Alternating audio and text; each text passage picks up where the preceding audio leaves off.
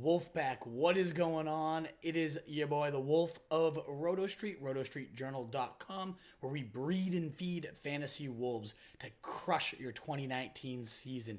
And we are here today with another Roto Street rankings rundown, going through our top 20 fantasy football QBs and tight ends. If you missed the last two episodes, make sure you go and tune back on the running backs, the wide receivers. Most of you know those are the more important positions in fantasy football because you got to start so many of them, but that doesn't mean finding the right quarterback and right tight end is any less valuable as Mahomes showed last year, as George Kittle showed last year. When you find the right guys, you're going to win your league. So I'm going to go through my top 20, tell you who I could see as potential breakouts like those guys, some guys I could see as potential busts, and then everything in between. So let's run through my rankings, my tiers, all that great stuff, because I know your drafts are coming up. If you have any questions too throughout the broadcast, by all means, let me know. Would love to hear some and go live with your questions too. But let's get started right at the top. And I don't know how anybody even thinks it's a debate to be anyone other than Patrick Mahomes. I mean, this guy has a God-given arm that just sprays it at every layer of the field, especially deep.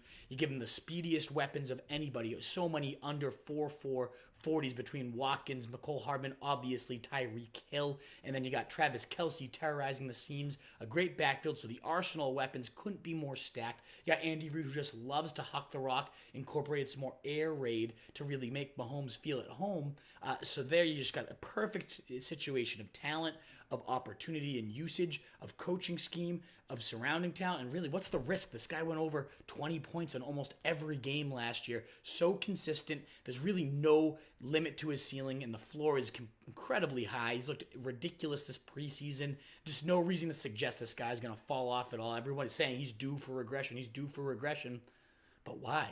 He's got only better weapons this year, and the defense continues to suck. So, Pat Mahomes, you're no-brainer at number one. Hopefully, you were already smart enough to realize that. But in case you're thinking of anybody else, he's the one guy, too, that might be worth a third round or so investment. I always wait on quarterbacks, so I guess I should preface this next tier and Mahomes as well. Like, I'm not going to own any of these top five, most likely, maybe Matt Ryan if he falls, because when you think about supply, you think about demand, you only have to start one quarterback in most leagues, and there's such a great, so the demand is low, but then you look at the supply, there's so many good quarterbacks. As we're going to go through, I have about 15 to 16 that I'd be comfortable with as my every week quarterback one. So when you have 15 guys to fill a low demand position of one, that's why I wait till round 10, 11, 12, sometimes even till just the last pick of the draft, because you still see Phillip Rivers lingering around there. So even though I'm about to rave about these guys like I just raved about Mahomes, just know I'm never taking a quarterback before round probably 9, unless, let's say, Mahomes fell to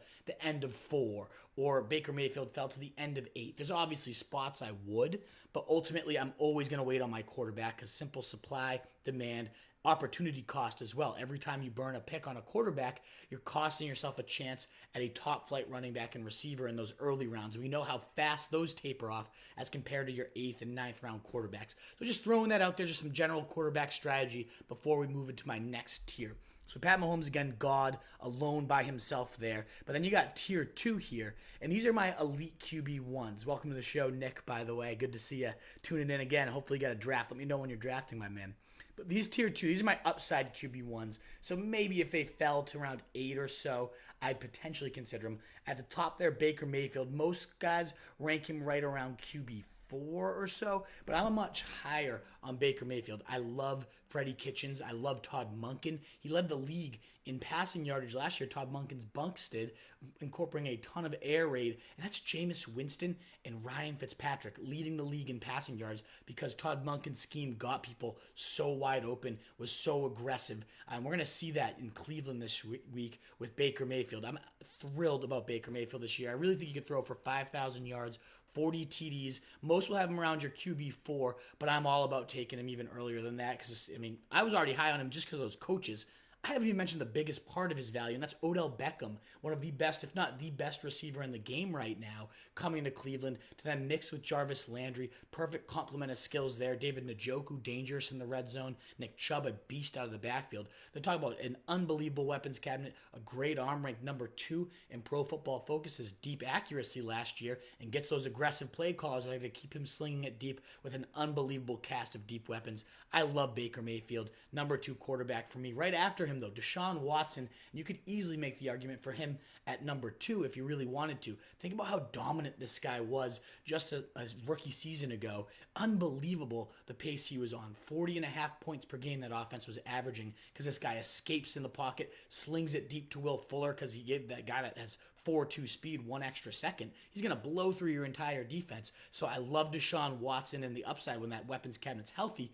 I just hate that offensive line. I think Duke Johnson's going to be a huge addition when he's scrambling and needs that safety valve. He's never really had that, and Duke's so instinctive as a guy to just get in space and get open. So I think that's going to help Deshaun Watson really sustain his drives, get some more scoring on the board there. And he really came into his own, was the number 1 quarterback over those last 5 or 6 weeks of last year, seemed to finally be healthy. So if you wanted to argue Deshaun Watson over Baker Mayfield, I'd probably listen to you, but ultimately I side with Baker. Coming in at number 4 right after, though, Aaron Rodgers, and this is just, the name, Aaron Rodgers, the God gives himself, ridiculous arm, oh my God, Lambeau Field, Aaron Rodgers. Haven't really looked that great these last couple years, and I'm not sure how I feel about this offense. Matt LaFleur's offense has not looked good in Tennessee. I get he's got that Sean McVay background, and maybe that merges really well with Aaron Rodgers, but there's lots of talks about how they're not meshing, how he's reporting him to the NFLPA for their practices. Aaron Rodgers is LaFleur, so that chemistry is not real. We know Aaron Rodgers, when chemistry is not real, just combusts. I don't know how I feel about him. I don't love the weapons behind Devontae Adams. Jimmy Graham is toast. MVS and Geronimo Allison, sure, some upside late round stabs, but nothing certain about either of those guys. So I'm looking at one of the weaker cabinets he's had. I'm looking at an offense that's going to be as run heavy as Aaron Rodgers ever been in. I'm not really going all in on this guy again. I might even, maybe I move it right now. Matt Ryan over Aaron Rodgers, because I know that offense is going to be, as air heavy as possible. The number 2 quarterback in fantasy last year, Matt Ryan, and then Dirk Cutter comes back after an experience with the Bucs where he, got to learn the air raid under Todd Monk, and we just raved about how they led the league in passing yards, those Bucs did. And now Matt Ryan, better than either Jameis Winston or Ryan Fitzpatrick by a mile. Even better weapons there when you got Julio Jones, Calvin Ridley, Devonta Freeman in the backfield, Hooper, not a bad tight end there. So great weapons cabinet, a great play caller. We've already seen Matt Ryan have some of his best years of his career under Dirk Cutter before he got that head coaching job because of the great work he did with Matt Ryan. I can see this being a beautiful reunion, no type of learning curve. The really down years of Matt Ryan's career have come when he had to pick up Kyle Shanahan's system or pick up Steve Sarkisian's system. Now that he's getting Dirk Cutter, who he already knows and has that comfort level with, and they've already talked about that, both these guys at length, I really think this guy, it's not sexy, no one oohs and ahs you when you draft Matt Ryan, but ultimately, I think his upside is so high and it's so underappreciated in fantasy. I could see him being the number 2 or 3 in this tier. So I put him above Aaron Rodgers. Just did that live on the show. Let me know your thoughts. We got some comments here. I took one in round. What does that say, Nick? I took one in round. I got to make my comments a little bigger. Round 7, Rodgers in a 14-team league. There's mostly running backs I didn't like. So I think that's, Nick, you're bringing up that good point, right, is I say wait on quarterback, wait on quarterback, wait on quarterback. But if you're sitting there and you're staring at just running backs you don't like, receivers, you already have 3 and 3, and a quarterback sitting here, I always need to have at least my 3 receivers and 3 running backs before I'm going to even think about a quarterback. Unless, again, Mahomes falls like 4 or so, what an edge that guy is. Nonetheless, if I have those 3 running backs, 3 wide receivers already locked up, that's when maybe round 7 I can take a plunge on a Watson, a Mayfield, somebody I think has that huge upside. Nick, did you take him over? Did you take Rodgers over a Baker, over Deshaun? Let me know. I'd love to know your roster too. Good to know what you think. They're killing me, Smalls, as I shit on Aaron Rodgers here. So I didn't even do that purposely, and I just saw your comment. But yeah, I'm not a huge Rodgers fan this year. If I was going to take that seventh round plunge, I'd rather the upside of a Watson, of a Baker. I just don't love Rodgers where he's going in that round. Next up, though, I cut that off as the upside QB1s, the guys I would take in round 7 or so. But right after there, I think Carson Wentz, if there's going to be one guy that breaks into this tier, maybe even threatens for that number 2, no one's going to catch Pat Mahomes, but who could carry his jockstrap? It really could be Carson Wentz. Remember, this guy was an MVP candidate just 2 seasons ago, and now his weapons cabinet is deeper than it's ever been. J.J. Arcega-Whiteside, 100 yards and a TD in their preseason game. You add that to Alshon Jeffrey, add Deshaun Jackson's deep ball speed, and apparently these guys have been connecting all the time. Dallas Goedert, ready for a Zach Ertz-style jump, is what all the reports are at camp. I mean, how are you going to defend these guys? You got good running backs coming out of the backfield in Miles Sanders, Corey Clement, a good receiver, Darren Sproles returns. Very intriguing offense there for Carson Wentz, who I still think is one of the better quarterbacks in the game, the best offensive line in the game, so he's going to be constantly upright. You're not as worried about injury concerns with Wentz as you might be with other quarterbacks. I think this guy could easily return to that MVP-style form. When you get him in round 9 or so, unbelievable value. That way you could already have 4 running backs, 4 receivers, or maybe your tight ends already mixed in, and then you get Carson Wentz, who could throw for 4,800 and 40 TDs. I love the value on him. A guy I recently had, and here number at 7, Kyler Murray, above Carson Wentz, but that line is just making me so nervous. I had to put him back a peg. We know, the risk is very real. He's short. Maybe he doesn't translate as well as I expect him to at the NFL level. I'm just all in on this air raid offense. I think Kingsbury is really going to bring the heat. I think that defense is going to be god-awful, so they're going to need to chuck it. And when they're moving at a breakneck pace and they're throwing it 40, 50 times a game, and you got an arm like Kyler Murray, I mean, one of the best arms that's ever come out of the draft these last 15, 20 years, then you mix in the athleticism, one of the best running quarterbacks we've ever seen. Talk about a potential fantasy cheat code when you're that good as a runner, that good as a thrower, and you got a great weapons cabinet in terms of, Andy Isabella, great deep speed, but obviously crafty veteran Larry Fitz, Christian Kirk, who's got experience in that air raid system, and then maybe the best weapon of all, David Johnson, who can come out of the backfield, can move to the slot, very dangerous. Love his weapons cabinet, love the scheme, very worried about the offensive line, but ultimately a lot of times that means a lot of running points where he has to scramble for his life. I think at worst you're getting kind of that early career Russell Wilson, and at best this air raid offense just blows up, and Kyler Murray is that kind of Pat Mahomes style guy you get in round 10. So I really like Kyler Murray. And right below him, and was above Kyler Murray until he just got hurt recently, is Cam Newton. The upside is just unbelievable. Just a few years ago was the MVP of the league, was the fantasy MVP, just so dominant as a runner, as a thrower, with everything I just said about Kyler Murray, plus the size. What I love about Cam Newton, though, is he's really started to learn how to rely on his running backs, rely on DJ Moore and Curtis Samuel to do damage after the catch. It was all about gunning early career with Cam Newton, but he's developed quite nicely as a thrower in that short and intermediate game. Maybe it's because he had that deep ball taken away from him last year with the shoulder injury. He really had to develop and hone that intermediate game. But now that he has that as part of his arsenal, and he's got as explosive as deep, yards after the catch guys in terms of DJ Moore, Curtis Samuel, and Christian McCaffrey. What better trio after the catch could you think of? I can't think of any. Plus, all 3 of those guys, McCaffrey included, if you start to move up and play just that short game and try to take out those screens and whatnot, all 3 of them can beat you deep. And Cam Newton's arm is reportedly better than it's been in years. He looks effortless chucking it deep out of camp. So all those things add up. Greg Olsen, let's not forget the old man if he ever can stay healthy. That's a great talent in terms of Cam Newton's fantasy potential, plus all those weapons, plus a great scheme that just keeps them moving all the way down the field. Cam Newton could definitely return to top 3 QB status this year. You just got to monitor. He's got a little foot thing going on, but early reports are there's no doubt he's going to play in week 1. So those are my guys, like my 3. If anybody's going to break into this top 5 tier, it could easily be any of those 3. Again, Pat Mahomes by himself. So that's kind of my last true upside QB1s. And then you look in 9 through 16 here, all QB1s in my opinion. So that, again, that strategy piece I was talking about, waiting on quarterback, there's 16 guys that I could roll into battle, and even 17 through 21, like worst case scenario, I could accept those guys as my QB1. So let's go through it. Drew Brees, they're becoming run heavier. I get it. A lot of people, especially sharp guys in the industry I respect, are calling for Drew Brees to be, QB 15, QB 16 because of how run heavy they're going to become. I still, until I see that, yes, they are become more run heavy, and I know the Saints are at their best when they're run heavy. Look at their last Super Bowl; that was the run heaviest they've been these last 2 years.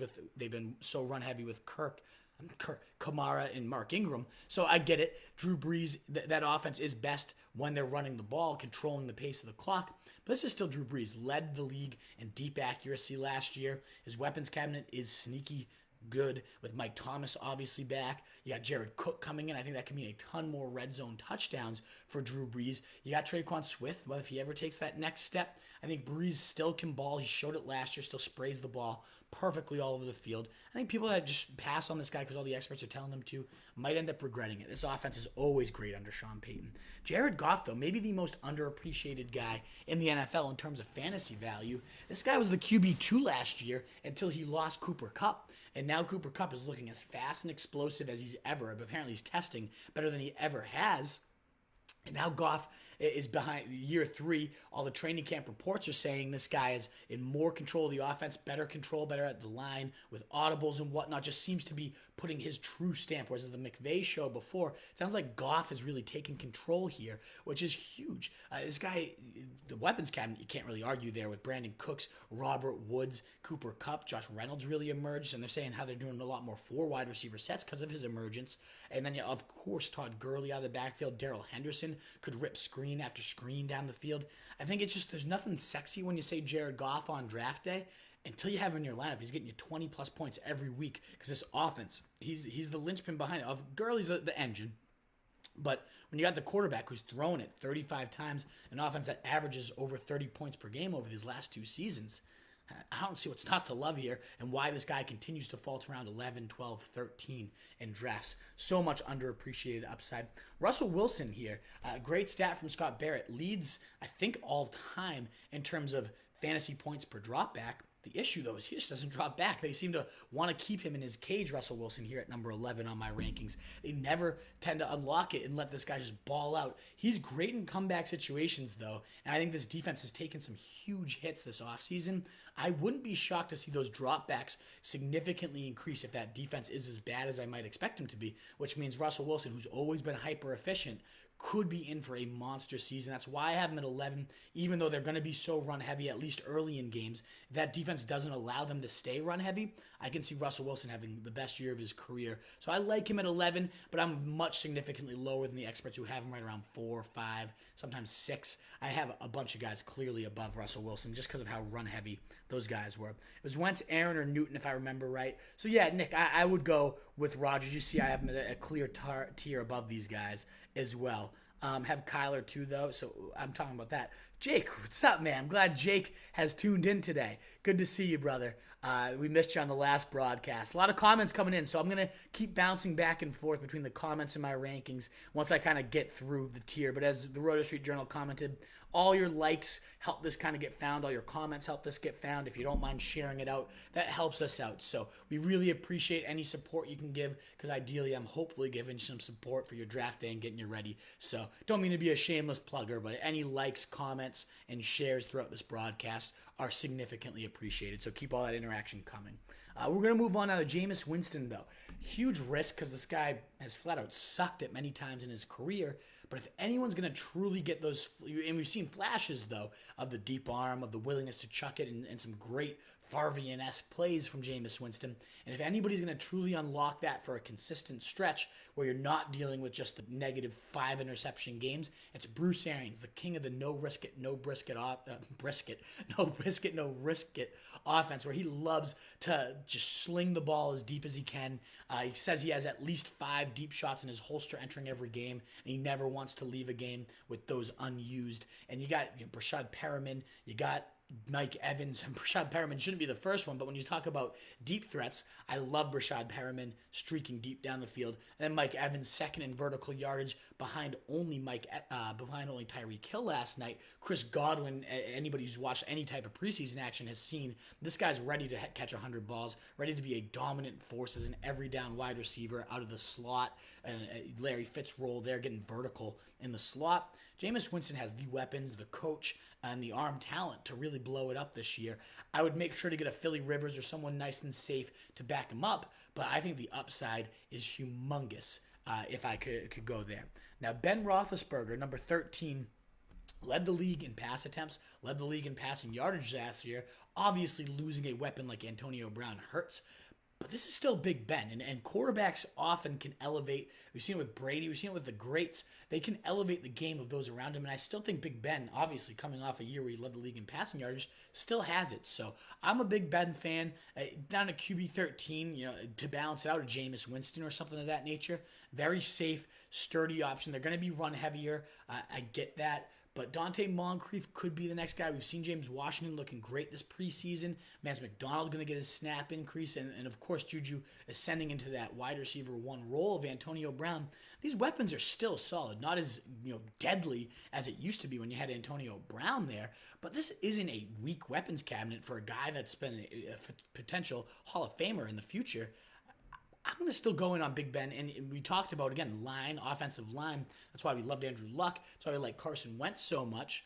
Big Ben gets untouched until he becomes that bumbling idiot that just stands behind his line, but he'll have 5-10 seconds to throw on so many of these, and when he can just sit back there and pick you apart, he's so deadly. So I love Big Ben. Dak Prescott, similarly, benefits from one of those top 5 offensive lines where he's often untouched in the pocket. And then the great rushing ability. Kellen Moore coming in. We have great podcasts and everything on Kellen Moore. If you haven't listened to those, make sure you seek those out and search them on the website. Kellen Moore stuff was unbelievable because we had RJ Ochoa come on, and he talked about how he's going to really elevate Dak Prescott as a runner. He cited their red zone concerns, the red zone woes of last year, something they really needed to fix, and the best guy to fix it would be Dak Prescott. His historic rushing statistics in the red zone are unbelievable. I think it's like a league-leading yards per carry over these last 3 years for Dak Prescott in the red zone. So if you add 7 to 8 rushing touchdowns and another 400 or so rushing yards to go with a faster tempo offense, you got Amari Cooper all year. Dak was above QB 8 when he had Amari Cooper. He's been at QB 10 or better in the first 3 seasons of his career, and now he's in the best situation of his career. I don't know why so many people are letting him fall to like QB 20 range when he's been nothing but a top 10 QB his entire career. So I really like Dak. I think he's got a ton of upside this year. And Phillip Rivers, I'm almost going to guarantee he finishes above QB 15. What this ranking reflects, we had a great comment on this the other day, isn't that I think he's going to be the 15th highest scoring quarterback. It's that I know exactly what I'm getting, whereas some of these other guys in front of him might have a different ceiling that could be season-changing. Rivers isn't going to be a season changer in terms of getting you a million points ever, but you're going to get 4,400, 4,500 or so yards, 30-ish TDs. You get about 250 to 300 yards a game with 2 to 3 TDs a game. That is extremely valuable, especially if you take a risk on a guy like Kyler Murray. To have such a safe, high-floor backup that falls to around 14 or 15 is as good as it gets. And his weapons, as long as Keenan Allen's healthy, you get a returning Hunter Henry who's deadly in the red zone. Mike Williams looked like he took a step last year. I'm all about Phillip Rivers as my QB2, especially if he's a weak guy. That's why I have him at QB 15, though, is I already know his ceiling, even though if the floor is so great. Once I have my number one quarterback, Rivers might go above, Jameis Winston if it's a Kyler Murray, someone I need to have safe. And then the last one, Tom Brady, the GOAT. You get Josh Gordon back. He averaged over 50 more passing yards a game when he had Josh Gordon in. Losing Gronk is obviously a hole, but you get N'Keal Harry. Jacoby Myers has really shown well. Obviously, Edelman returns for a full season.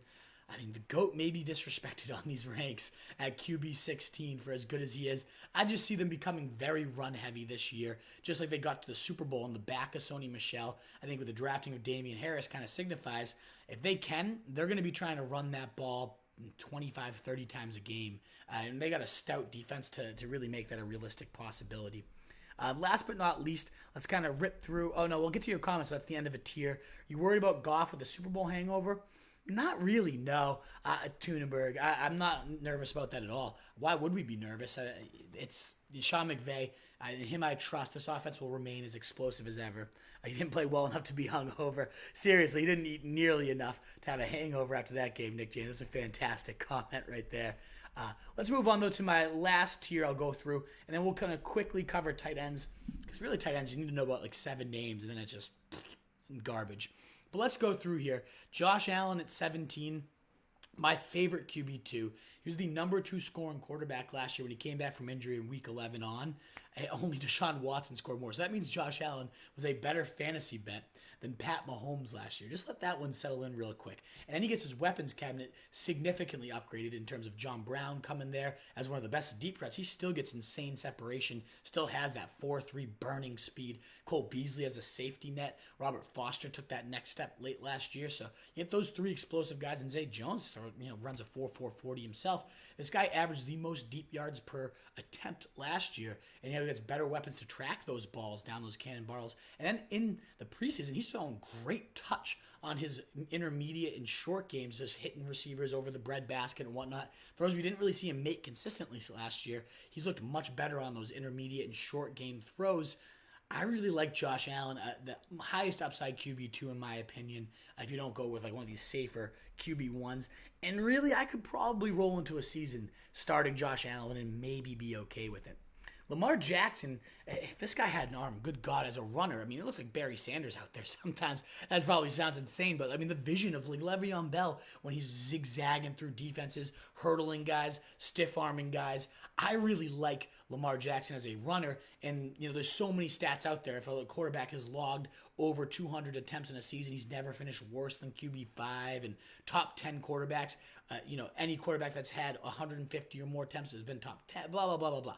Running quarterbacks are cheat codes in fantasy, especially in 4-touchdown leagues, and there's no better running quarterback than Lamar Jackson, but you do have to be nervous about that arm. I mean, when we're becoming so inflated as a passing league right now, where QBs just throw out 400 games like they're candy, if you take that point source away from Lamar Jackson, and Greg Roman's offense has been bottom 3 in pass attempts all 5 of his years as a coordinator, I don't want my fantasy quarterback 1 to have the main weapon of a quarterback, the arm, taken out of it. And he's progressed as a passer. You read all these reports. I don't know how fully I buy into that stuff. So as much upside as he has, I'd go Josh Allen because I believe in his arm a little bit more than I would go Lamar Jackson. After him, though, Sam Darnold. Talk about a guy that's really looked like he's taken that next step as a player. This entire preseason, he's been making gorgeous throws. He's led 3 scoring drives and 5 chances this preseason. And what I really love is Adam Gase has been putting the pedal to the metal with the no-huddle attack. 48% of their throws have been coming out of no-huddle attack. And that's something he only did 15% of the time in Miami. So all these people, Gase moved slow. He was so boring to watch, boring hire. Well, maybe it was a matter of having fucking Ryan Tannehill as your quarterback. No wonder you'd want to shorten the game and really try to grind it out. So I think Darnold could be in line for a massive, how Wentz had that number 3 quarterback or so season in his second year. Sam Darnold could legitimately have that style leap and be right into that QB1 discussion. So I'm a humongous fan, only about 20% owned. If you lost Luck, for example, that's the absolute first guy I'm looking at. Right below him is Kirk Cousins. We'll scroll the rankings up just a little bit here for you guys. I mean, he's thrown for over 4,500 yards, I think, in every professional season. High volume guy, but going to be a much run-heavier attack here in 2019 under Gary Kubiak, under Kevin Stefanski. His attempts are definitely going to take a hit, and there's going to be a lot more play action. And as a play-action passer, there's very few who rival Kirk Cousins, so they're going to do what he does best a lot more.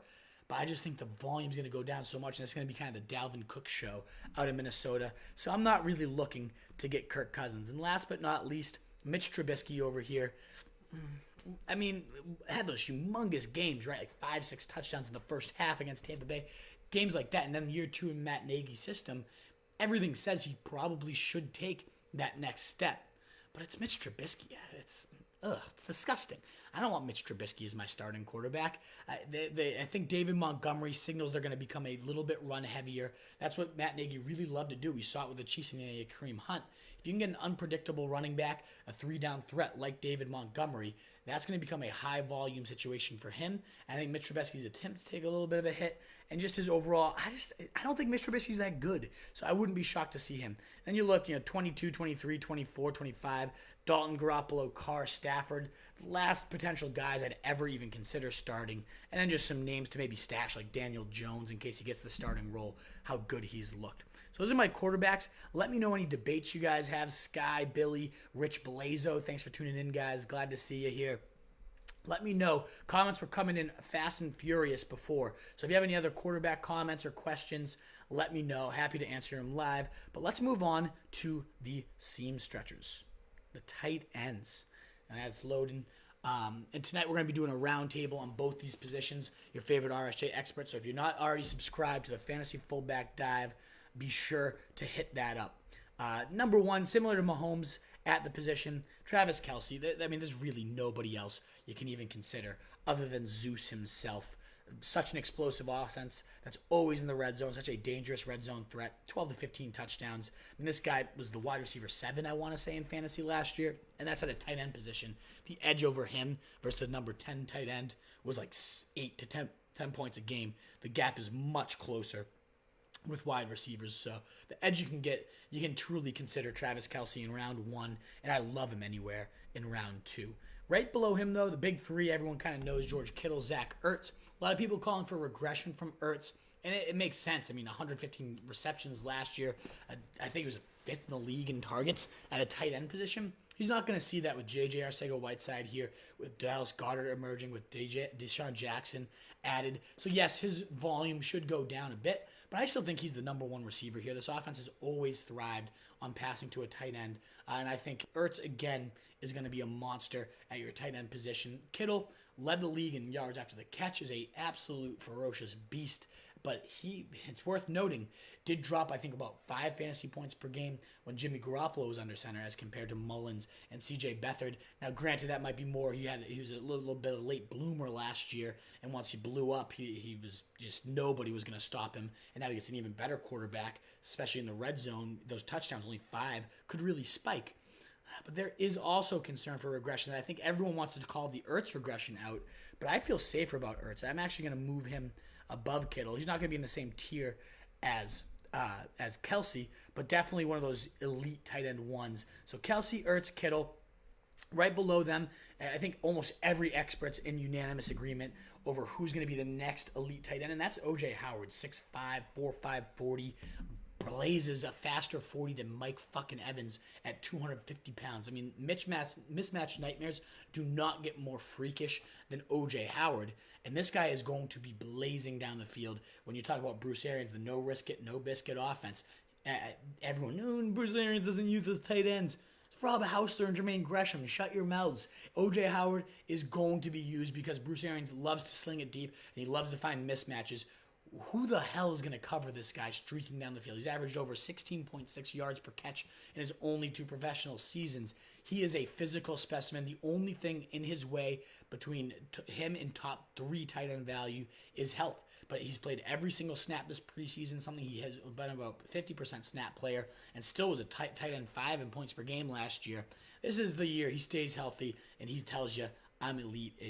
Round 5 or 6, humongous edge. If anybody else is going to break in, though, and these are kind of my next top bets, my tight end ones with some upside here, below the big 3, below A.J. Howard, goes 5 Evan Ingram, 6 Hunter Henry, 7 Jared Cook. Evan Ingram's the volume bet here. You got Golden Tate suspended for those first 4 weeks. Sterling Shepard breaking his thumb, just can't seem to stay healthy. This team is really no one else to throw to. Remember last year how much hype Ingram was getting, moving all over the formation, being sent on deep routes, being sent out of the backfield even. Evan Ingram is that chess piece that Pat Shurmur craves to move around and put in mismatch situations, and now he's got nobody really standing in his way other than fucking Eli Manning. That's why if Daniel Jones takes over at quarterback, I can see Evan Ingram just exploding and becoming, the guy that I think O.J. Howard's going to be. He's such a ridiculous athlete. Ran, I think, a faster 40 than Odell Beckham. He is a freak. And now I think the volume's really going to spike this year. Under Pat Shurmur, with the weapons gone, with Odell gone. He's averaged 13 points per game with Odell gone. That was like the tight end 3 pace last year. And he loses 5 points when Odell's in the lineup. So those splits tell me this guy's going to be a highly used option with Odell removed. And ideally Daniel Jones continues what he's been doing this preseason and takes over that job sooner than later, because only Eli Manning and Ingram's a little bit sketchy injury history are getting in his way. Now Hunter Henry, over 42% red zone share go to the tight ends in the Chargers offense under Phillip Rivers 2 years ago when Hunter Henry was on the field. Last year wasn't quite as high. Who can blame him when you have the corpse of Antonio Gates to throw to? But when Hunter Henry was out there, he led the league as a rookie in tight end touchdowns. And again, Rivers peppered that red zone 42% of the time, went to tight ends. That was by far the most in the league. It was about 35% the other healthy year of Hunter Henry, which was third in the league. Rivers loves his tight ends in the red zones, folks. So just make sure you know that. Mike Williams emerged as a red zone beast last year, which means Henry might struggle a little bit to have that consistent volume. But overall, such a great athlete. I think the vertical, there's so many stats that support this guy can get vertical with the best of them. Hunter Henry could absolutely explode this year. I've always been a huge guy. This is the first year he's not had Gates in his way too. So he's going to be that every down player, fully healthy. So in terms of yards after catch, in terms of getting vertical, and in terms of red zone skill set, those are all the three things to break out as a truly elite tight end. I really think Hunter Henry brings them all to the table in spades. And the last guy, I'm going to take a quick water break because my mouth feels like it's about to fucking explode. But the last guy here, Jared Cook, going with the Saints now. They say they have to dust the old Jimmy Graham playbook out because of how athletic Jared Cook has. And there's a rumor he ran like a 4.4 40, 6'5" beast. You can hear that trend, right? Athletic beasts are where I look, especially when they have a quarterback that can put the ball where they want to. And he has 40-inch vertical, and Drew Brees has already come out and said the catch radius on this guy is great. I trust him to win all those one-on-one balls. I love Jared Cook in the red zone drills. So you have the praise from him. You have the tight end coach, again, Dan Campbell, saying we're dusting off the Jimmy Graham plays. Sean Payton said after the catch, this guy's a monster. Everything has just been gushing praise about this guy's fit. We've been chasing that next Jimmy Graham since 2013. But Jared Cook is by far the best athlete and best chance we have. Led the league in tight end targets last year, over 100 of them, behind only Zach Ertz. He really, the volume will take a hit. He's going to be the number 3 behind Kamara and Mike Thomas, but still the quality of that tight end volume goes up so high when you're playing with Drew Brees and in this offense that has made tight end monsters before. So Jared Cook at 7. He kind of represents that last tight end around round 6, round 7. I'm willing to take a plunge on. After him, though, tier 5, we're going to dive into. We got a Jake Knight. I don't understand the love for Hunter Henry. Everything I just cited, let me know if any of that kind of changes your opinion, Jake. I hope you heard my rant there. But red zone threat, deep threat, I love him. He's a monster.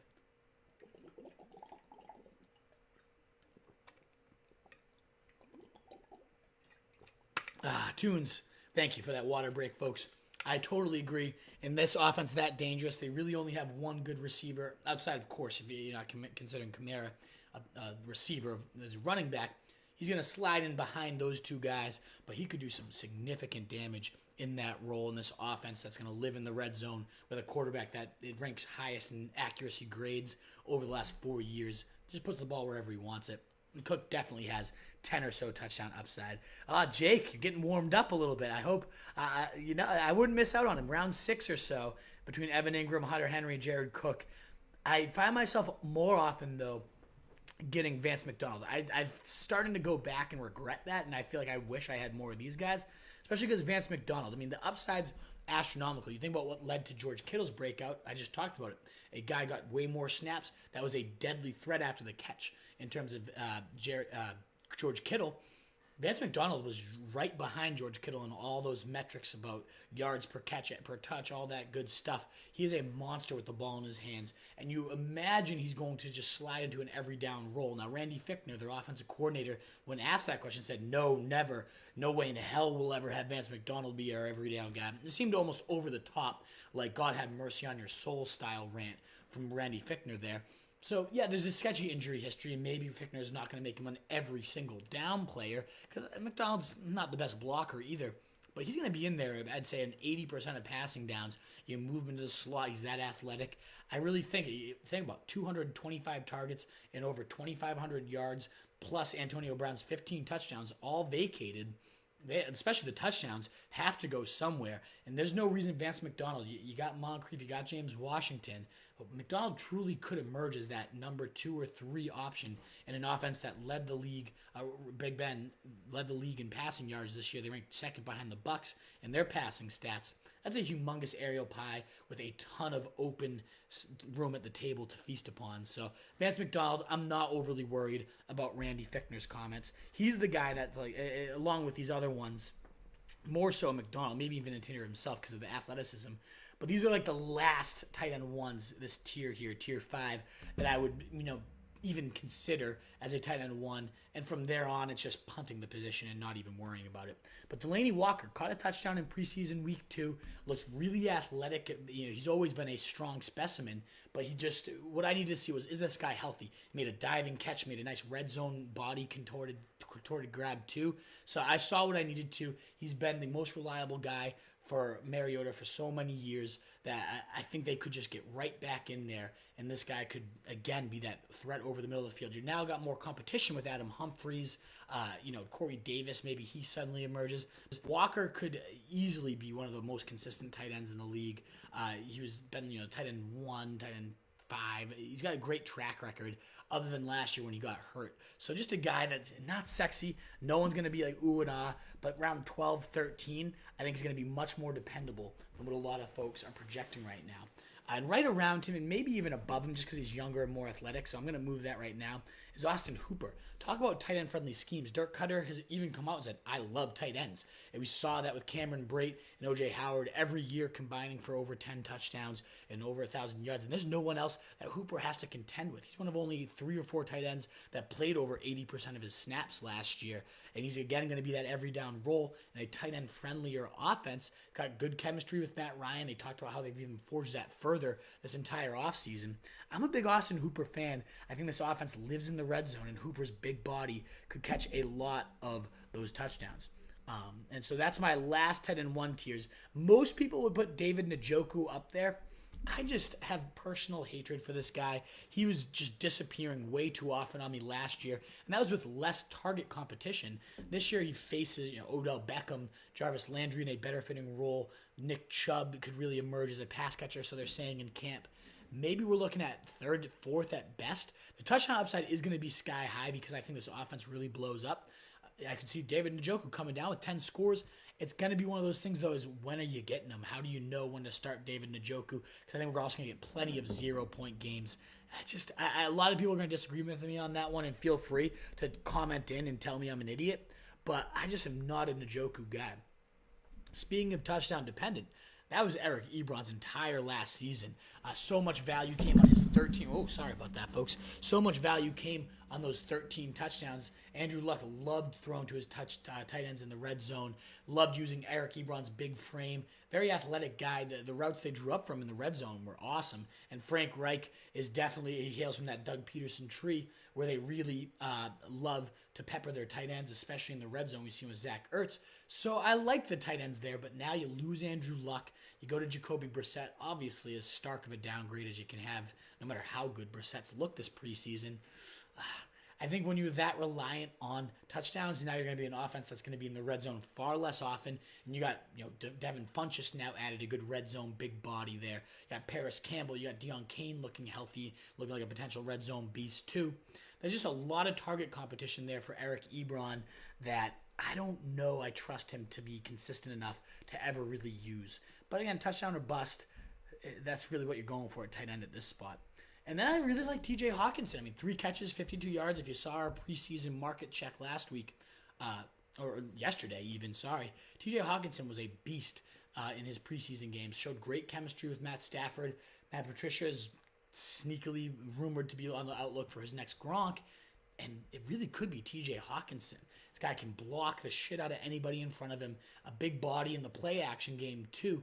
I really like TJ Hawkinson to be a sneaky bet for 8 to 10 touchdowns. Rookie tight ends rarely break out, but this guy is a rare specimen. I can see him getting, a nice 700 to yard, 10 TD or so season under his belt. I used to be a much bigger fan of Noah Fant, but I'm now a big fan of TJ Hawkinson. I'm a genius. What prompts that, Jake Knight? I appreciate it, but I don't know that genius might be a pretty strong word. I'll take it, though, buddy. Last but not least, Mark Andrews. And I'll kind of just rapid fire through these names before getting ready for our roundtable tonight. But Mark Andrews, a very popular breakout candidate. A lot of people from The Athletic, from different beat sources, saying the player of camp, making plays all over the field, playing with swagger, playing with athleticism that they don't have. I really like Mark Andrews and all the positive buzz I'm reading. I'm just wondering, is this aerial pie going to be enough to sustain him, especially when he's going to be only in on 2 tight end sets most often because Nick Boyle, the starter, as the better blocker. Mark Andrews, obviously the better athlete, better receiver, but he's also competing with Hayden Hurst, too, their former first-round pick. So as much positive buzz as there's been about Andrews, and I do think he's a great athlete, and Greg Roman had a 14-touchdown season with Vernon Davis not too long ago.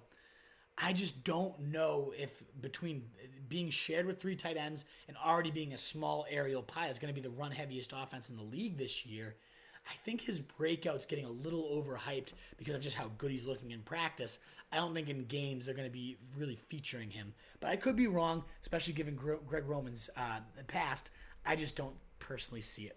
And then we got 15's Greg Olsen, 16 Jack Doyle, was much higher until Luck went down. He was kind of Luck's boy. 17's Chris Herndon, and I think of all the people that could be, this year's George Kittle, when he comes back after 4-week suspension, I love Herndon. He's been an every down first team player with Sam Darnold this offseason. Great athlete and also a very great blocker. And Adam Gase has called him a unicorn because he's so multifaceted. I think Chris Herndon is a sneaky bet to be an every down tight end that's very rare in this league. We talked about Austin Hooper, only like 4 or 5 of them played 80% of the snaps last year. I think Herndon has that skill to do it after he comes back after a 4-week suspension. So if you have the bench room to cut somebody and stash him, great, do it. If not, keep your eye on this guy, especially if you're having tight end troubles early on in the season. Stash him for when he comes back in week 5, because I'm thinking he's going to end up ranking in my top tight ends almost every single week. You just got to eat that 4-week break for the next few weeks. Noah Fant, a guy I had in my top 10 not that long ago, athletic freak that could make humongous plays after the catch. Got a quarterback that loves to pepper the tight end there too, but it's Joe Flacco, and Fant has not looked mature and ready for the NFL quite yet. He's a guy that maybe, whereas Hawkins looks like he's going to immediately make that leap, I feel like Fant might end up being the guy that needs an extra year or two to really get his athleticism refined, and then eventually long-term, dynasty and whatnot, could be a monster, but I don't think it happens this year. I'm not calling it. Dallas Goedert, talk about tight end handcuffs. You don't think there's too many of them out there. But if Ertz ever went down, you're looking at a guy that's immediately in your top 4 to 5 tight ends each week. And Dallas Goedert, a 6'6" beast, came out last year, made some great plays with Carson Wentz, had a few team high games, a few team high yardage games, and has been apparently just a even bigger force in training camp, to the point that they're saying they might use 2 tight end sets as their base personnel, and that Goddard's going to be truly involved this season. So in terms of upside stashes, you have the handcuff. You might have handcuff with benefits because Wentz does love peppering his tight ends and looks, especially in the red zone. So Dallas Goedert, great name. I'm not on the Trey Burton train. Burned me last year. He finishes the tight end 8. Tell me Trey Burton had a good year. Shut the fuck up. Trey Burton sucked. I don't think he's great. I think Matt Nagy's offense spreads the ball too much, so not a humongous fan there. Jordan Reed, Mr. Mushbrains, what else do you need to know? And then Jimmy Graham, Mr. Old Legs, what else do you need to know? So those are the last of the tight end 2s that I'm willing to take a stab and stash. In particular, Herndon and Goddard, I think, could really emerge as every down, top 5 tight ends if Zach Ertz goes down and once Herndon's back. So out of that tier, that's the upside picks I'm looking at. Alrighty, folks, I got to get ready for a round table. This has been the QB's top 20 quarterbacks and tight ends. We even gave you a few bonus at each position. So let me know your thoughts. Comment on in. You can find me at Roto Street Wolf. You can find us on Instagram at Roto Street Journal. Fantasy Fullback Dive is our podcast where you might be hearing this audio. The home base, though, of course, is rotostreetjournal.com with my rankings. We got our guide. We're really close to done. I don't think we're going to be able to sell it at this point, so we'll probably just give it out for free. So pay attention for when that launches. All my bargains, overprices, penny stocks. Got a little late behind the ball here trying to get it online. So keep your eyes peeled for that guide. I have a bunch of work done on it already, so might as well share it with you boys. Alrighty, guys. Thanks for tuning in. I'm the Wolf. And until next time, I am out. Best of luck in your drafts this weekend.